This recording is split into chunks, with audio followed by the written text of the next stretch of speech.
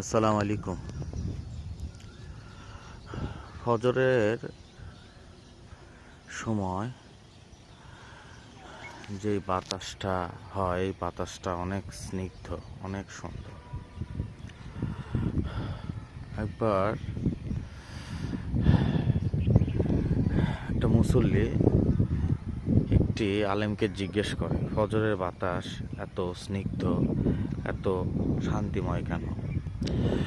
উত্তরে আলেম বলছিল, ফজরের বাতাসের সাথে ফজরের সময় মুনাফিকরা চলাফেরা করে না। ফজরের বাতাসের সাথে মুনাফিকের শ্বাস প্রশ্বাস বিস্তৃত হয় না।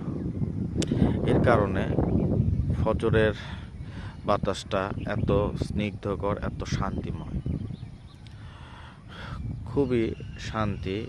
এই ফজরের বাতাস সারাদিন এত গরমের পরেও